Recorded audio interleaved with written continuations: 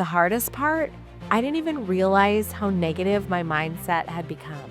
Why am I always so tired? Why can't things just be easier? Why is it always up to me to keep everything together? That even though I had been blaming my circumstances, the truth was, gratitude isn't about ignoring your problems. It's about shifting the way you experience them. I was choosing this life every single day. I went from seeing obstacles everywhere to seeing opportunities. Hi, friends, and welcome to my very first podcast episode. I'm Sarah Lynn, and today I'm opening up about the moment my life truly started to change.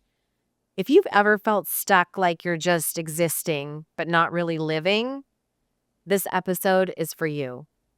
Let's be real for a second. Have you ever woken up and looked around at your life and thought, is this seriously it? Is this what my life is supposed to feel like? That was me not too long ago. I was 52, a mom, a business partner, a coach. And from the outside, everything probably looked fine, but inside, I felt completely drained. I was tired, not just physically, but emotionally and mentally. And I felt like I was stuck on this hamster wheel, running in circles, giving everything I had to other people, my kids, my partner, Eric, my clients, and leaving nothing for myself. The hardest part? I didn't even realize how negative my mindset had become. I wasn't walking around moaning and groaning, but the soundtrack in my head was all about what wasn't working. Why am I always so tired? Why can't things just be easier? Why is it always up to me to keep everything together? It was subtle, but constant, and it colored everything. I thought I was being strong and selfless, but really, I was running on empty. And while I was loving my family and I was showing up the best I could, I wasn't really living. I felt disconnected, like life was just happening to me. And here's something that hit me hard later. My kids are good. They love me and they want me to be happy, but I wasn't really setting a great example for them. And I was modeling burnout, emotional exhaustion, and putting myself last. And I knew deep down that wasn't the legacy I wanted to leave. Then in January 2024, everything shifted. I had this moment of clarity, a wake-up call, where I asked myself, dang, girl, is this it? Is this how you want to live? Is this what you want your kids to remember? Is this what you're giving Eric? Is this all you're giving to yourself? That moment was pivotal. I realized that even though I had been blaming my circumstances, the truth was I was choosing this life every single day. Because by not choosing anything different, I was still making a choice. The first thing I did after my big realization in January 2024 was start finding gratitude in everything. But let me back up and really unpack how I got to that place, because this didn't just come out of nowhere. I haven't always been that woman who was stuck in a negative loop.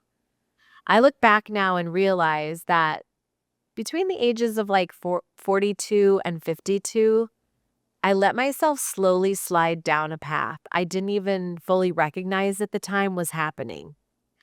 Because it didn't happen all at once. It was gradual.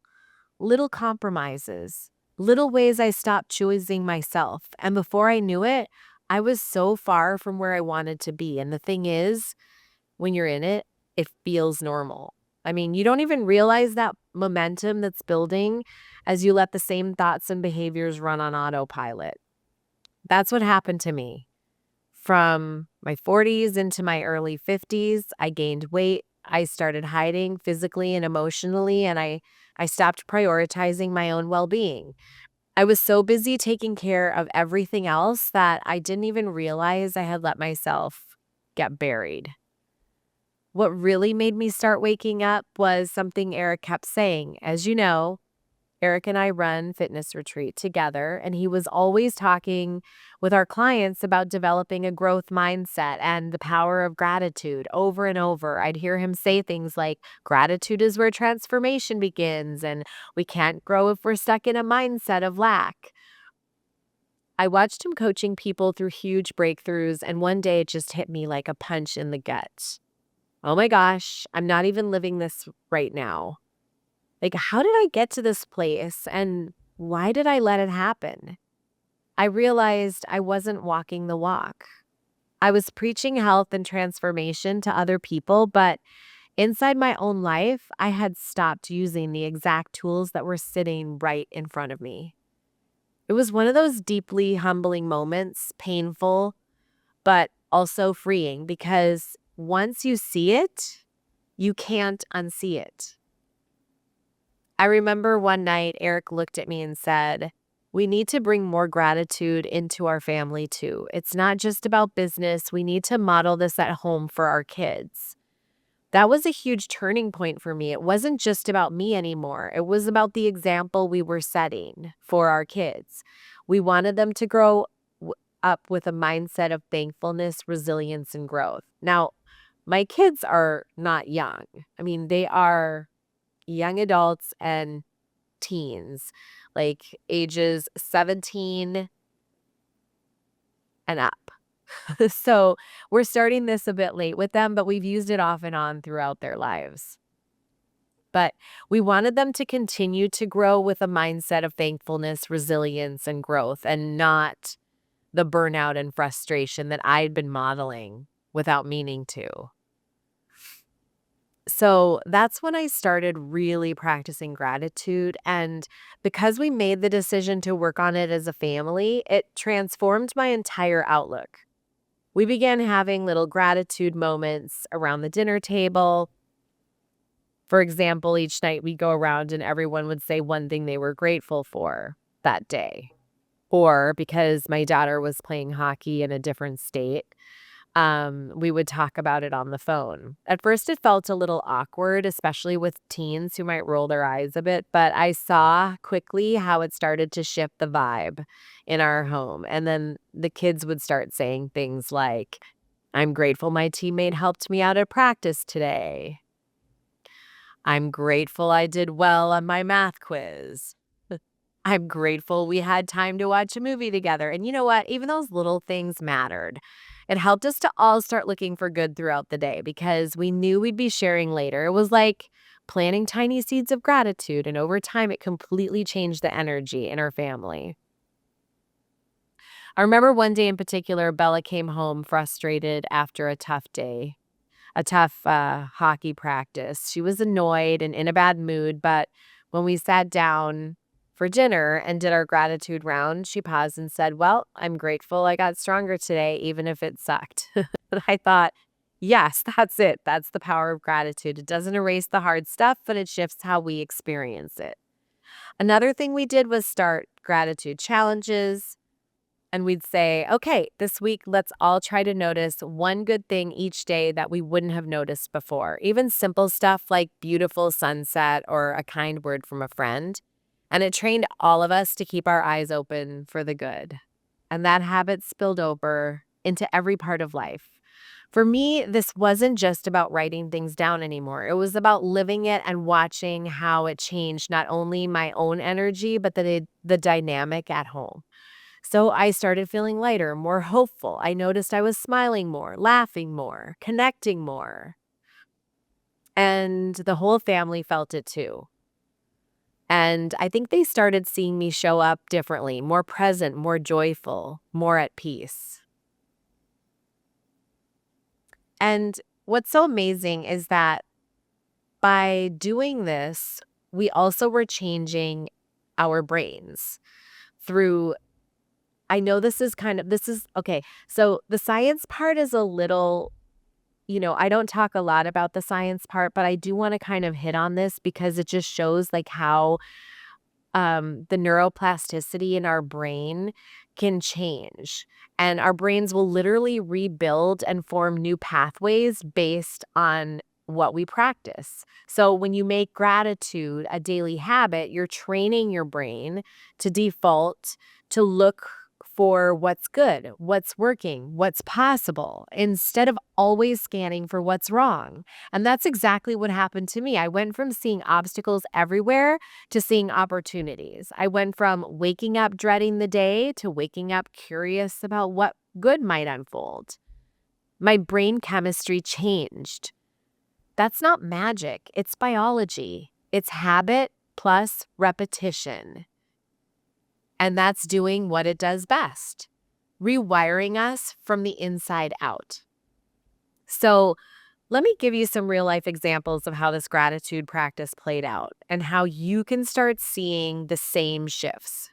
Okay, before gratitude, I'd look at my reflection and feel defeated. I hate how I look, nothing's changing. After starting gratitude, I'd remind myself, I'm grateful my body got me through today. I'm grateful for its strength. Over time, that helped me want to take better care of myself, not out of punishment, but out of love. Before gratitude, if Eric and I had a disagreement, I'd get stuck in the loop of, so frustrated, like, we're never going to fix this.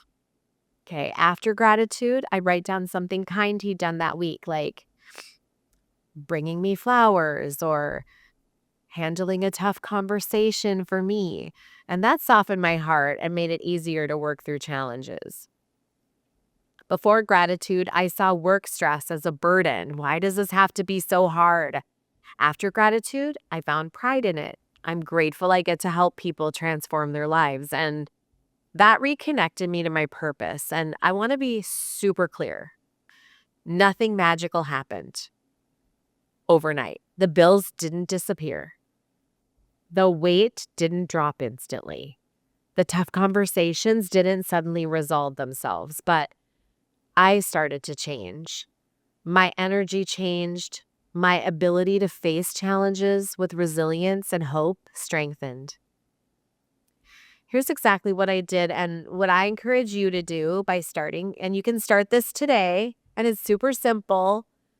And there are 3 steps, 3 things that I do. Number 1, the daily 3, my non-negotiable. Every morning, I wrote 3 specific things I was grateful for.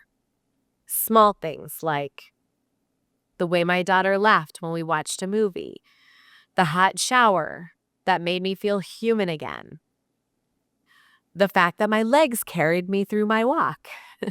The more specific I got, the more real it felt. And my brain started to automatically notice these things as they happened.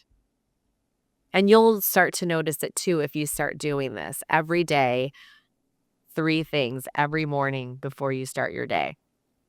Number 2, my hard days list. This is my lifeline. I kept a running list of gratitude notes on my phone. When I had a hard day, and trust me, there were plenty, I'd scroll through it and remind myself of the good things I'd experienced. That helped me to see that tough days are only temporary. Number 3, the shift trick, my mindset reset.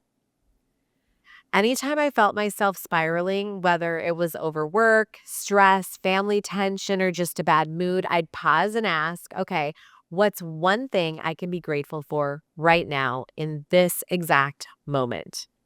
Even something as small as I'm grateful for my cozy blanket helped me interrupt the negativity loop.